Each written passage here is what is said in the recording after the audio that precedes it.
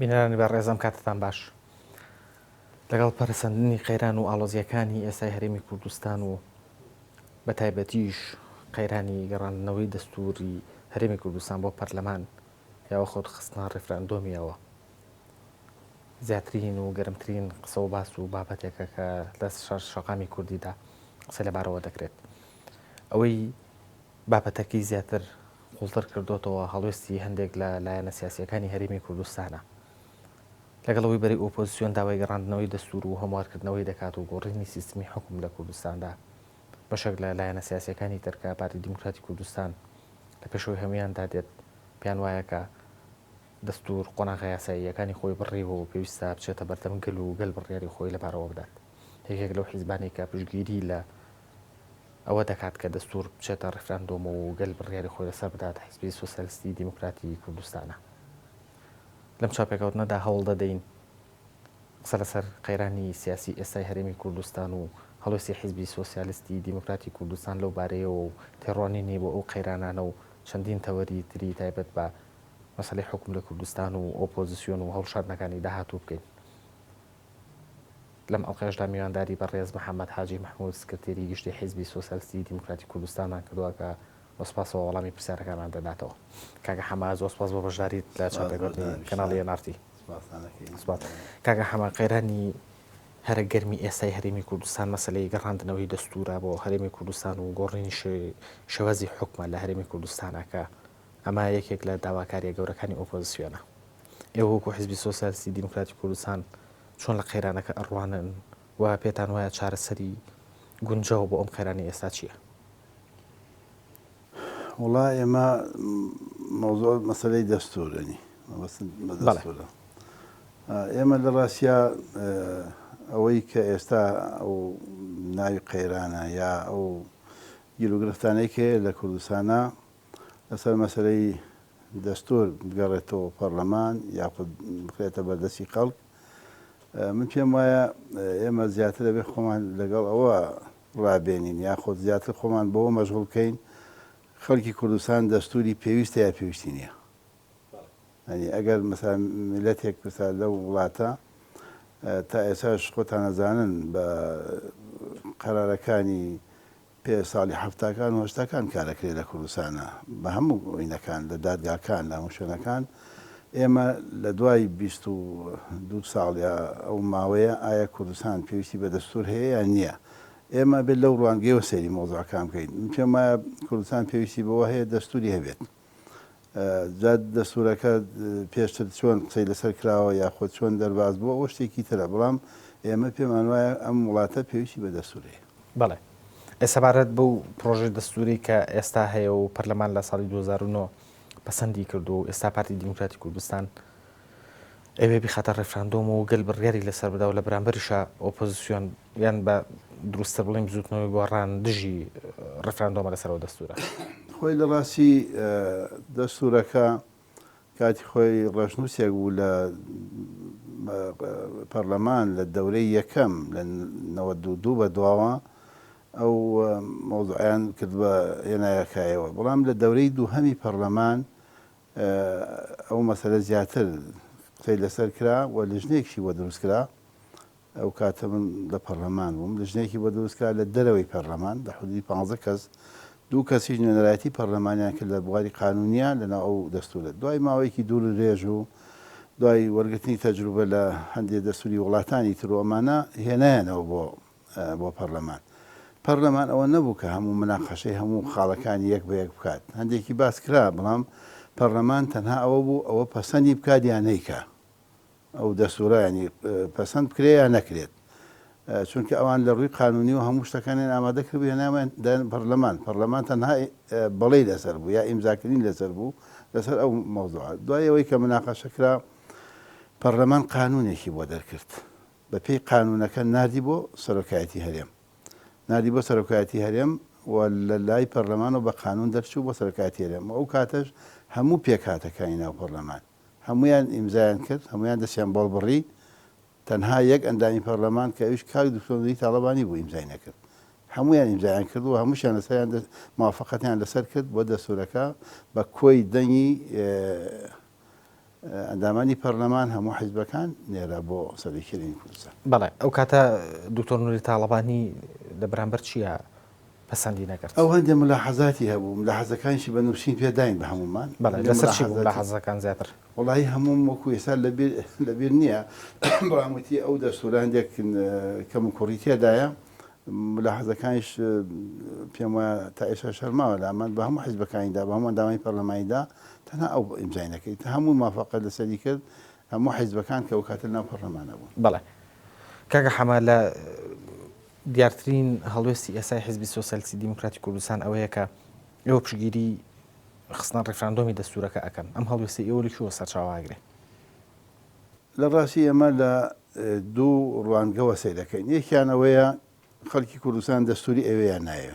ئێمە قەناعەتمانە پێویستی بە دەستوریەکەیە. ئەم دەستورە کاتی خۆی کە پەرلەمان نردی بۆ سەرۆکی هەرێم، سەرۆکی هەرێم ئیمزای کرد نادی بۆ لەژنەی فۆزیە کە بخرێت دەنگدانەوە. ئەو کاتە حکوومەتی عێراقی یا خەڵکی بڵێن لایەنەکانی عێراقی پێیان خۆش نەبوو دەستورێک بۆ کوردستان دەربچێ، کوردستان دەستوری هەبێت. من خۆمێکە لەوانە بووم کە دەستوری کوردستان بکوێتە پێش دەستوری عێراق باشترە، بۆی عێراق ناچار بکەی هەندێک لە ئەو خاڵانە لەگەڵ ئەمە ڕێکی بخەن، ینی ئەوان ناچار بن هەندێک لە دەستوری عێراقیە ئیسفادە لە دەستوری کوردستان بکەن و ئەوەیشی کە نەگونجێت لەگەڵ دەستوری عێراقیە دوایی لە محکەمەی دەستوری یەکلایی بکرێتەوە. من خۆم ئەو کاتە لەسەر ئەوە زۆر پێشم داگرت، بەڵام ئەوە بوو ئەوە نەکرا کە ئەوە نەکرا حکوومەتی عێراقی شکاتی کرد لای ئەمریکیەکان. ئەو کاتە ئەمریکیەکان دەسڵات بوون لە عێراقا، ئەمریکا تەبلیغی لەژنەی فۆزیەی کرد نابێت بکوێتە دەنگدانەوە، ئەنی نابێت بخرێتە ڕیفراندۆمەوە. غێرم باشیر هەر شتێک کرا، نازەم جەنابتان ئاگاتان لێ بوو، غێرم باشیر کرا ئەو لە سەدانەوە دوو شتێک خەڵک دەنگیدا هەتا بۆ سەربەخۆی لە کوردستانە، ئەو ئینەکەشیان برد بۆ بەغدا، بەڵام ئەوە غێرە ڕسمی بوو کرا. بەڵام لە ڕووی ئەوەی کە بە ڕسمی بکرێتە ڕێفراندۆمەوە ئەمریکا منعی کرد لەسەر داوای حکوومەتی عێراقی ڕێگەی نەدا. جا تۆ شتێک ئەگەر حکوومەتی عێراقی دژی بێ و ئەمریکا ڕێگەی نەدات، ئێمە بۆ خۆمان ڕێگربین لە بەردەمی. بەڵێ کەواتە ئەو کاتە کە نەخرایە ڕێفراندۆمەوە مەسەلەکە ئەوە نەبوو کە ئەم دەستوورە هەندێک لایەن یان توێژێکی سیاسی ناڕازین بەرامبەری پیان وایە بێ هەموار بکرێتەوە؟ نا، هەموو لایەنی کوردی ڕازی بوون لەسەری، هەموویش موافقەتی کرد، قانونی بۆ دەرکرا لە پەرلەمان بە قانون هەمووی دەستی بۆ بڕی کە نادیان بۆ سەرۆکی هەرێم، سەرۆکی هەرێمی لەسەری نووسی بۆ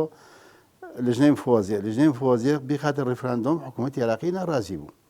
حکوومەتی عێراقی ڕێگەی لێگرت، شکاتی لە ئەمریکەکان لای ئەمریکەکان شکاتی کرد، ئەمریکەکان تەبلیغی ئینیان کرد، تەبلیغی لەژنەی فۆزیان کرد ناوێ بکرێتە ڕێفراندۆمەوە. ئەوە بوو غێرم باشیر خۆمان بۆ خۆمان شتێکمان کرد. ئەو کاتە پێمایە بەڵەوە ڕێفراندۆمێکی جیاواز فەرمی بوو لە دەروی بنکەکان. کەواتە کاکە حەما ئەوە کراتەبان هەڵوێستی ئێوە لەوەی کە پژگیری ئەوە ئەکەن دەستوورەکە بچێتە ڕێفراندۆمەوە لێو سەرچاوە ئەگرێت کە کاتی خۆی حکوومەتی عێراقی ناڕازی بۆ بەرامبەر ئەم دەستوورە پێتان وایە دەستوورەکە باشە؟ بە تاکید ئەوە یەکێک لە تۆ کە حکوومەتی عێراقی ناڕازی بێت معناوێ بۆ کورد باشە. من خۆم قەناعەتم وایە نازانم. ئەوە یەک دووهەم کورد دەستوری ئەوەیان نایە، بە تاکید دەستوری ئەوێت. سێهەم ئێمە بۆ مەسەلا شتێکی گەورەی نەتەوەی نیشتمانی کە دەستوری کوردستانە بۆ لە بینی 111 کەس حەسری بکەین لەناو پەرلەمانە بۆ هەموو تاکێکی خەڵکی کوردستان دەنگی بۆ نەدا. ئەنی ئێمە سوالمان لێ بۆ مەسەلا ئێمە پێمان وایە نابێ ئەو حەقە لە خەڵکی کوردستان وەربگرێتەوە، ئەبێ هەموو تاکێکی خەڵکی کوردستان دەنگ بۆم دەستوورە بدا، چونکە ئەو دەستوورە لەوانەیە تا 30 ساڵی تیش گۆڕانی بەسەران لێت. بەڵام ئەو 111 کەسی پەرلەمانیش هەر بە دەنگی ئەو خەڵکە ناچنە هۆڵی پەرلەمانەوە. من زۆر جار گوێم لێ یاڵەن پەرلەمان دەسڵاتی نییە و پەرلەمان هی حیزبەکانە و ئەوانەیە، بەڵام لە هەموو ئەگەر وایە بۆ مەسەلا بچێتە پەرلەمان، ئەگەر پەرلەمان دەسڵاتی نەبێ یا بۆ بچێتە بەردەمی ئەوانی وێنەری حیزبەکان. بەڵام خەڵکی کوردستان فراوانترە لە پەرلەمان، ئەنی ڕەنگە خەڵکی کوردستان هەندێکی دەنگی نەدابێ، هەندێکی یا ئەندامانی پەرلەمان تا ئێساش نوێنەری حیزبەکانن. حیزبەکانی بەتاکید بەشێکە لە خەڵکی کوردستان، بەڵام خۆ دەزانین میلەت فراوانترە لە حیزبەکان. بەڵێ کاکە حەما ئەم هەڵوێستی ئەم دوایی ئێوە ینی بە خوێندنەوەی ورد و جددیتانە بۆ دەستوری هەرێمی کوردستان یان ڕەنگە باشی پەیوەندیەکانی نێوان حیزبی سۆسیالیستی دیموکراتی کوردستان و پارتی دیموکراتی کوردستان لە ئێستاە کاریگەری لەسەر هەڵوێستتان هەبوو بێ؟ ئەگەر جەنابتان لەبیرتان بێت کاتێ من لە شەق و سەر ئەو مۆزوعەم باس کرد هیچ کەسێک باسی مەسەلەی دەستوری نەکردبوو خۆ لە کوردستان. ڕەنگە هەندێک شتی ورد باسکرا، بەڵام ئێمە من ئەو کاتە لە ئەو مۆزوعەم باس کرد مۆزوعی مەسەلەی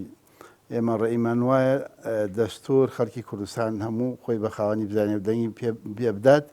و ئەو مافە لە خەڵکی کوردستان وەرنەگیرێتەوە، هەموو تاکی خەڵکی کوردستان حەقە دەنگ بۆ دەستوری خۆی بدا، خۆشی بە خاوەنی دەستورەکە بزانێت لە داهاتوە، چونکە ئەو دەستورە ئەبێتە ئەو دەستورە یەکەم دەستور گرنگە بۆ میلەتێک. دەستور ئەبێتە مەسەلا دایکی یا ئەبێتایی هەموو قانونەکانی تی کوردستان کە قانونەکان ڕێکخرا مافی تاک و کۆمەڵ دیاری ئەکرێت. کە مافی تاک و کۆمەڵ دیاری کرا تەنزیمی وڵات ئەکرێت. واتە دەستور چۆن ئێمە داوای ئێستا فیدراالی یا کۆن فیدراالی ئەەکەین، دەستور یەکێکە لەو خۆناغانەی چۆن ئێمە داوای اقتصادی سربەخۆ ئەەکەین بە وڵاتەکەمان، دەستور یەکێکە لەو خۆناغانە کە کورد بەرەو سربەخۆی و دەوڵەت دەبات. دەستور خۆی گرنگە بۆ وڵات، تەنزیمکردنی وڵاتە. ئەی کاکە حەمە هەڵوێستی ئێوە سەبارەت بە ئەو داواکاریانەی تری ئۆپۆزیسیۆن لە گۆڕینی شێوازی هەڵبژاردننی سەرۆکی هەرێمی کوردستان، لە گۆڕنی شێوازی حکوم لە هەرێمی کوردستانە، هەڵوێستی ئێوە چیە لەوبارەیەوە؟ شێوازی حکم ئێستا لە کوردستان وەکو لە دەستورەکەیش هاتووە، ئەڵێ حکمێکی پەرلەمانی جمهوری فرەیی، ینی دیموکراتی. ئەمە ئەو حکومەکە ئێستا هەیە نابێتە حکمێکە ئەنی شێوەی حکم لە کوردستان نابێتە حکمێکی ئەوە ئەنی حکومەکە حکمێکی پەرلەمانیە، سیستەمەکە سیستەمێکی پەرلەمانیە لە کوردستان ئێستا. مەسا لە بینی وەزیرەکانی ئەنجومەنی وەزیران، ڕئیسی وزەرا لەکوێ سوێنە خۆن؟ وەزیرەکان لە بەردەمی پەرلەمان سوێنە خوان، ڕئیسی وزەرا لە بەردەمی پەرلەمان سوێنە خوارد. معنای ئەوەیە ئەو حکومە ئەو سیستەمە سیستەمێکی پەرلەمانیە، یا ڕەنگە تێکەڵ بێ. وەزیر لە بەردەمی ئیسا مەسەل لە ڕەنگە لە هەندێک وڵات مثل لە ئەمریکا لە بەردەمی کێ سوێنە خوان؟ وەزیر لە بەردەمی ڕئیسی ئەوە کۆنگریس و ڕئیسی هیند سوێنە خوان، خۆ لە بەردەمی شوێخ سوێنە خوان، خۆ لە هیند سوێن ناخوان. مەسەلا یا مەسەلەی ئەو حکومە تێکەڵە ڕەنگە لە هەندێک وڵاتی تریشە بێ، مثلا لە نەمسا وایە، لە ئیسپانیا وایە، لە زۆر وڵاتی تریش هەیە مەسەلا کە حکومێکی تێکەڵ هەیە، بەڵام کە تۆ ڕئیسی وزەرات هەبوو، وەزیرت هەبوو، لە بەردەمی پەرلەمان سوێنیان خوارد، یعنی ئەوە نابێتە ئەو سیستەمە نابێتە سیستەمێکی ئەوە بڵێن سەرۆکایەتی. بەڵێ کاکە حەمە، ئێوە لەگەڵەوەیان کە پۆستی سەرۆکی هەرێمی کوردستان لەلایەن گەلەوە یەکلایی بکرێتەوە و خەڵک دەنگی پێ ڕاستەو خۆ یان لەناو پەرلەمانەوە هەڵبژێرێت؟ لە ڕاستی ئەوە من پێشتیش لەو مۆزوعانە ڕەنگە لە ساڵەکانی پێشویش باسی ئەو مۆزوعم کردووە. ئێمە جاری پێشوو لە پەرلەمانی کوردستان سەرۆکی هەرێم هەڵبژێرا پێشتر، کە هەڵبژێرا ئەو کاتە یەکێک لە تەلەڤیزیۆنەکان سوعالی لە من کرد، وتی ئەو ئەندامانی پەرلەمان هەمووی دەنگەداوتم. بەڵێ دەنگەدات. وتی چۆن دەنگەداوتم؟ دەنگەدەن، ڕەنگە نیوەمان لە برسا و نیوەشمان دەتر چارە بێ دەنگ بدەین لە ناو پەرلەمانە، چونکە پەرلەمان خۆ دەزانی ئەکسەرێت و ئەقەلێتە لە بینی 111 کەس هەرە بێت، ناتوانانی مەنی مەجالێکی تر نییە بوانی تر. بەڵام کە تۆ لە دەرەوەی پەرلەمان سەرۆکی هەرێمت هەڵبژارد لە دەرەوە، یەکەم هەموو تاکێکی خەڵکی کوردستان مافی خۆیەتی دەنگ بۆ ئەو کەسە بدا کە بە سەرۆکی خۆی هەڵێبژێرێ. خاڵێکی تر ئەوەیە دیموکراتی ترە، خەڵکی تر مەجای هەیە خۆی هەڵبژێرێت. ئێستا مەسەلا لە جاری پێشوو جاری دووهەمی بەزین سەرۆکایەتی هەرێم 5-6 کەس خۆی هەڵبژارد، لە باوەنور، لە کەلار، لە کۆیە، لە دهۆک، لە سولێمانی، هەندێک لەو کەسانە خۆیان هەڵبژارد نزیکە 2 ملیۆن دەنگیان هێناوە. ئەمە خۆ هیچ نەبێت ئەو لایەنەت مەلایەنی مەقابل وا لێ یەکەن کە ئەویش محاوەڵاتی خۆی بکات. ئەمە معناوی دیموکراتی ترە کە مەجای خەڵک هەبێت.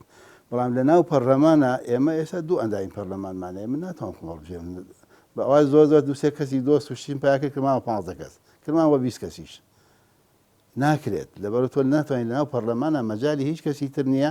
ڕەنگە تا دوو دەورەی تریش هەر یەکێتی نیشتمانی پارتی دیموکراتی کوردستان ئەکسەرێت بن لەناو پەرلەمانە هیچ کەسێک بۆی نیە تا ڕەنگە 20 ساڵی تیش خۆی هەڵبژێر لەناو پەرلەمانە واتە تۆ حەقی لە خەڵکی تر وەرەگیرێتەوە ئەگەر لەناو خەڵکی کوردستان نابێت هەموو کەس ئێستا مەجای هەیە کە خۆی هەڵبژێرێ حەزەکە سەد کەس خۆی هەڵبژێرێ بۆ سەرۆکایەتی هەرێم ئێمە لەو ڕوانگەوە سیر دەکەین مەسەلا ئەگەر لەناو پەرلەمان نابێت مجموعە لە حیزبەکان وەگە تەنها سیر یا دەنگ نەدەن یا سیر بکەن یا ئەوانە چونکە جەناب دەزانی مەسەلا لە 4 ساڵی ڕابردوودا زیاتر وەختی وایە زیاتریش لە 35 ئەندامی پەرلەمانی معارەزە هەیە توانیوانە قەرارێک تەسوید بکەن دەرباز بکەن قانونێک لەناو پەرلەمان پیان کراوە کە گەیەتە ئاخرەکەی ئەکسەرەت و ئەقەلێت ئەویتر یا چوەتە دەرەوە یاوازی هێناوە یا بێدەنگ بووە واتە هیچ قەرارێک ناکرێت ئایا سەرۆکی هەرێم لەو پەرلەماندا هەڵەبژێرێ کەسی تر دەتوانێت خۆی هەڵبژێرێ غەیری ئەو دوو حیزبە زیاتر باوەڕم نییە بەڵێ من لەو ڕوانگەوە سیرەکەین ئێمە بەڵێ کاکە حەمەد دەربارەی هەڵبژاردنەکانی داهاتووی پەرلەمان و هەرێمی کوردستان سەرۆکی هەرێم ماوەیەک دەنگۆیەک بڵاو بووانێک کە محەممەدی حاجی مەحموود بەنیازی خۆ کاندیدکردنە بۆ سەرۆکایەتی هەرێمی کوردستان هەنگاوی تۆ لەبارەیەوە چییە ئایا بەنیازی ئەوە هەیت خۆت بۆ سەرۆکی هەرێمی کوردستان کاندید بکەیت ئێمە لە ڕاستیە من باس کراوە و من لە ئەندێ شوێنی شەر وەڵامی ئەندێ وەڵامە باسم کردووە من خۆم بۆ خۆم ڕەنگە بینی پێم باشە بەڵام ئەبێ لەگەڵ حیزبەکەی خۆشمانە لەسەر مۆزوع قسە بکەین تا ئێستا بەڕاستی قسەمان نەکردوە لەسەر مۆزوعە بەڵام بەسراوە بە قانونەکەەوە تا ئێستا قانونەکە نازانەوەتە یەکلایی بۆ تۆ یان نەبووتەوە ئەگەر قانونەکە لە دەرەوە خەڵک خۆی هەموو کەس حەقی هەبێ خۆی کادیم کا و خەڵک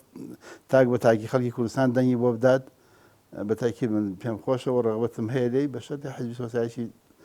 ئەبێ ئەوانیش ڕێیان هەبێ لەسەر مۆزوعە بەڵام ئەگەر ناو پەرلەمان بێن نەخێنە بەڵێ یعنی ئەگەر شازی سیستمی حکومەکە بگۆڕێ خۆ و کاندید ناکەیت ئەگەر بگۆڕێ بۆ پەرلەمان نەخێت بە پەرلەمان خۆمەزان دەوێت ناکرێت بەڵێ ئەی لە دەرەوە قەنەعەتە وایە بکرێ ینی متمانەت بەوە هەیە کە دەرەوە بەتاکید هەم دیموکراتی ترە لە دەرەوە و هەم خۆشم قەنەعەتم وایە خەڵکی کوردستان ململانەیەکە چیتە ناویەوە چەندێک توانیت تۆ جۆرێکە لە معرەکەیەکە جۆرێکە لە شەڕ ینی ئەوش خۆی بۆ خۆی ئەچیتە ناو ئەو معرەکەیەوە من لەوە نادەچم کە نەچمە نایەوە ئەچمە نایەوەیتە و کاتە نەتیجەکە خەڵکی کوردستان قەرای لێدا بەڵێ کاکە حەمە لە نوێترین لێدوانە وتەپێژی فەرمی پارتی دیموکراتی کوردستان ئاماژەی بەوەدا کە ئێستا لە کوردستانە دوو بەرە هەیە بەرەیشیان پارتی دیموکراتی کوردستان سەرۆکایەتی ئەکا ئەوێ دەسوود بخاتە ڕفراندۆمەوە بەرەی بەرامبەری زوتنەوەی گۆڕان سەرۆکایەتی ئەکات و ئێوێ دەسوود بگەڕێنێتەوە بۆ پەرلەمان لەو نێوەدا بە بڕۆی ئەو یەکێتی نیشتمانی کوردستان کەوتۆتە ناوەڕاستە و ئێوە لە ناوەڕاستە بمێنێتەوە بەڵام ناتوانێت لە ناوەڕاستە بمێنێتەوە تۆ لەم بارەیەوە چی ئەڵێ ئایا یەکێتی نیشتمانی کوردستان ئێستا لە ناوەڕاستی ئەو دووبەرەیە و ئایا ئەتوانێت بمێنێتەوە لە ناوەڕاستە وڵی خۆ من لە ڕاستیا وەکیلی ئەوان نیم لە باتی ئەوان قسە بکەم یەکێتی نیشتمانی کوردستان قەرار لای خۆیەتی بەڵام من پێم وانە بە پێی ئەو اتفاقانە و ڕێکەوتانی لە نێوان پارتی دیموکراتی کوردستان و یەکێتی نیشتمانی کوردستانە هەیە یەکێتی نیشتمانی کوردستان بتوانێت بێتەرەفێ لەو مۆزوعە ئەی تەرەفی چی ئەگرێ بە بڕۆی تۆ لەگەڵ پارتی دیموکراتی کوردستان ئیستراتیژیان اتفاقیان هەیە لەسەر هەموو شتەکانی کوردستان اتفاقی لەسەر حکوومەتی مشتەرەک پەرلەمانی مشتەرەک نەوتی مشتەرەک پەرلەمانی عێراقی مشتەرەک سەفیری هەموو شتی مشتەرەکیان هەیە لەبەرەوە ناتوان باوەڕ ناکەم بتوان لە یەک دوورکەونەوە چونکە ئەوان لە یەک جیابنەوە ینی هەموو شتەکان تێگەچێت بەڵێ بەڵام ئیسا پارتی دیموکراتی کوردستان ئەوێ دەسوود بخاتە ڕفراندۆم و یەکێتی نیشتمانیش ئەوێ سازانی نیشتمانی بۆ بکرێ ڕەنگە هەندێکی قەنەعەتم وایە هەندێکی هینە هەندێکی ڕەنگە قەواعیدەکە ڕێیەکی جیاوازی هەبێ یاخود ڕەنگە هەندێکی بۆ وەزی ئینتیخابات بێ هەندێکی ئەوە بێ بەڵام نهایەن کە گەیشتە هەموو قۆناغەکان بۆ ئاخر لە کۆتاییە پارتی دیموکراتی کوردستان یەکێتی نیشتمانی کوردستان یەک ڕێیانە بێ کاکە حەمە بەپێی ئاگاداری تۆ لە بارودۆخی سیاسی و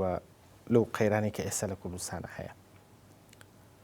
تۆ پێت وایە کە جارێکی تر مەسعود بارزانی سەرۆکی پارتی دیموکراتی کوردستان خۆی بۆ پۆستی سەرۆکی هەرێمی کوردستان کاندید دەکاتەوە؟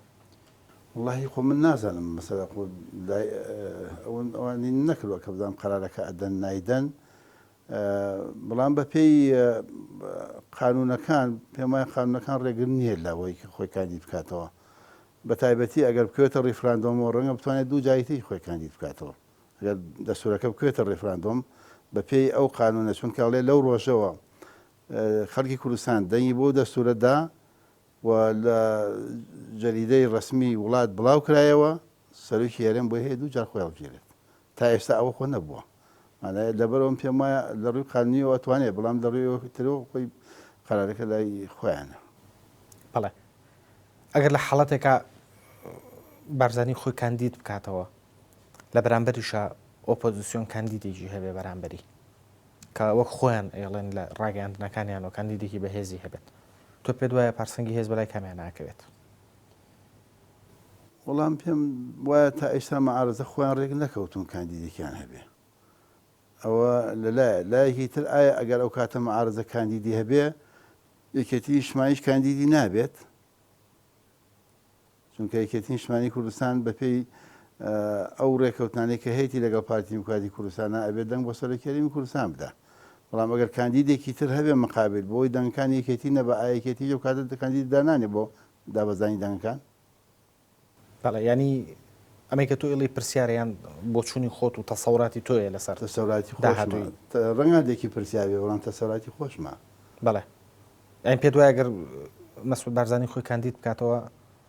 لە ئۆپۆزیسیۆنیش لە بەرامبەر کاندیدی هەبێ یەکێتیش فەنەبەوە بە کاندیدی هەبێ بە پێی اتفاقی یەکێتی نیشتیمانی کوردستان و پارتی دیموکراتی کوردستان ئەبێ یەکێتی نیشتیمانی کوردستان دەنگ بۆ کاک مەسعود دا بۆ سەرۆکی هەرێم بە پێی ڕێکەوتنەکان، مەسەلا لەسەر ڕئیسی جمهور بۆ بەغدا، لەسەر ڕئیسی هەرێم بۆ کوردستان ڕێکەوتون لەسەری خۆی گوێتان لێتی خۆیان چەند جار باسی کرد، دوێنێ شەوی هەر لە تەلەڤیزیۆنی جەنابتانەوە باسی کرد، باسییان کردکەوە ئەوان کاندیدیان نییە و دەنگ بۆ سەرۆکی هەرێمی کوردستان ئەدەن. بەڵام ئەگەر بزان مەعارەزە کاندیدێکی بەهێزیان هەیە بەرامبەر بە کاک مەسعود بۆی دەنگەکانی یەکێتی نەبا یەکێتی خۆیان کاندیدێ دانێن بۆ کەمکردنەوەی دەنگەکانی ئەوان بۆی دەنگەکان هەم نەتیجە بگەڕێتەوە بۆ کاک مەسعود. بەڵێ کاکە حەمە یەکێک لەو پرسیارە جدیانی کە لە ئێستای ڕوبەڕووی حیزبی سۆسیالیستی دیموکراتی کوردستان ئەکرێتەوە ئەوەیە کە ئەوترێت حیزبی سۆسیالیستی دیموکراتی کوردستان و یەکێتی نیشتیمانی کوردستان لە ڕووی ئایدۆلۆژیەوە هەردووشیان سەر بە قوتابخانەیەکن کە هەردووکیان سۆسیال دیموکراتن، بەڵام لە ئێستاە باز لەوە ئەکرێت کە هەندێک گلەیی لە حیزبی سۆسیالیستی دیموکراتی کوردستان ئەکرێت لەلایەن بەشێک لە سەرکردە و کادرەکانی یەکێتیەوە کە ئەو حیزبە لە یەکێتی و دوورە و بە پێچوانەوە لە پارتیەوە نزیکترە. تۆ لەم بارەیەوە چێڵی؟ ئێمە خۆمان ڕەنگە نەما بیست بێت بۆ ئەو گلەی کرابێت، چونکە ئێمە لەگەڵ یەکێتی نیشتیمانی کوردستانە لە مێژوێکی دوور درێژی هاوبەشمان هەیە، خەباتی هاوبەشمان هەیە، شەهیدی هاوبەشمان هەیە و مەنتیقی هاوبەشمان هەیە، ئێساش حکوومەتی هاوبەشمان هەیە، پەرلەمانی هاوبەشمان هەیە پێکەوە و ڕەنگە لە شەخسیش علاقەیەکی شەخسی لەگەڵ هەموو سەرکردەکانی یەکێتی نیشتیمانی کوردستانە و حیزبی سۆسیالیست پێم وایە لە زۆر شتەوە نزیکە و لەگەڵ یەکێتی هەردوو لە پێکەوە نزیکن لە یەک، بەڵام ئەوەی کە مەسەلا باز بکرێ یا دوور بێت ئێمە نەک دوورنیجات لە ڕووی جۆغرافیەوە پێکەوەین. لە ڕووی هەڵسوکەوتی سیاسیەوە ئێستا حیزبی سۆسیالیستی دیموکراتی کوردستان ئەگەر ڕاشقاوانە پرسیار بکەم لە پارتی دیموکراتی کوردستان و نزیکترە یان لە یەکێتی نیشتیمانی کوردستان؟ ئێمە ئێستا لەگەڵ هەردووکیان علاقەمان باشە، لەگەڵ یەکێتی نیشتیمانی کوردستانی علاقەمان باشە، لەگەڵ پارتی دیموکراتی کوردستانی علاقەمان باشە. بەڵام نەزانن ئێمە هەتا ئێمە فراکسیۆنەکەمان لە پەرلەمانیش کرد لەگەڵ زۆر جار لەگەڵ فراکسیۆنی کوردستانی خۆ فراکسیۆنی کوردستانی ڕئیسی فراکسیۆنەکە یەکێتی نیشتیمانی کوردستانە. بەڵێ پێت وانییە ئەوەی کە کاریگەری لەسەر ئەو دەنگۆیانەوە بڵاوبوونەوەی هەبوو بێ ئەوە بێ کە ئێستا حیزبی سۆسیالیستی دیموکراتی کوردستان پشگیری لەو هەڵوێستی پارتی دیموکراتی کوردستانەکە بۆ خستنە ڕێفراندۆمی دەستور؟ باوەڕ ناکەم، چونکە ئێمە خۆی هەموو کەسێک مەسەلا خاوەنی ڕاو بۆچوونی خۆیەتی و هەموو کەسێک ڕەنگە وەکو یەک بیر نەکاتەوە لە بەڵام هەموو ڕەنگە هەمومان هەدەفەکە یەک هەدەف بێ بەڵام ڕەنگە بیرکردنەوەکان بۆ چوونەکان ڕێیەکان ڕەنگە جیاوازی هەبێت لەبەرەوە ئەم پێمان نییە مۆزوعەکان ئەوە بێ کە ئێمە لە کام حیزب بۆ نزیکین یا لە کام بۆ نزیکین ئێمە لە ڕاستە ئەمانێ ئەو دەستکەوتەی کە ئێستا هەیە لە کوردستانە بیپارێزین ئێمە ڕەنگە حەزمان کردایە لە باتی ئەوەی ئێستا یەکێتین نیشتمانی و پادیمکواتی کوردستان ئەیکەن حیزبی سۆسیالیمان کردایە بەڵام ڕەنگە ئێستا ئێمە ئەوەی ئەوانمان پێ نەکرێت بەڵام پشتیوانیەکەین لەوەی کە بۆ پاراستنی ئەو دەستکەوتانی کە ئەمڕۆ لە کوردستان هەیە ئەمە لەو ڕوانگەیەوە سەیری مۆزوعەکانەکەین لەو ڕوانگەوە سیرەکەین ڕەنگە مەسەلە کارەکانی خزمەتگوزاری بە چەند ساڵی تر بکرێت لە کوردستانە جادەیەکی دووسایی میترۆن ئەزانم بچکەی قیتار سەدی ئاو ئەمانە ڕەنگە بە 20 ساڵی تر بکرێت بەڵام ئەوەی کە ئێستا هەیە لە دەستمان دەرچوو ڕەنگە بە 100 ساڵی بۆمان نەگەرێتەوە ئێمە لەو ڕوانگەیەوە سیرەکەین هەردوو لای زەرورە هەردوو لە چه خزمەتگوزاری و پاراستنی دەستکەوتەکان بەڵام ئێمە لەو ڕوانگەوە سیرەکەین کە پێویستمان بەوایە و مەسلەی ئەوەش مەسەلا ئێمە کاتی خۆی هەموو دەنگمانداوە بە سەرۆکی هەرێمی کوردستان هەڵمامژار بخوا بێ پشتیوانی لە سەرۆکی هەرێمی کوردستان بکەیت تا ئەو کاتێک کە سەرۆکی هەرێمی کوردستانە سبەینە ڕەنگە کاک مەسعود نەبێکی تر بێکێتی دەرفێکی تر دەبژێ ئێمە مەبەستمانەوەی ئەو کیانەی کە نیمچەکیانەی بۆ کورد دروست بۆ ئێستا بە هەمومان بەرگری لێ بکەین و دیفاعی لێ بکەین بەڵێ زۆر باشە پشووی کورد وەرەگرین و پاشەوە پشۆ بەردەوام بین لە گفتوگۆکەمان بەڕێزان پاشان پشۆ کورتای گەڕێنەوە لاتان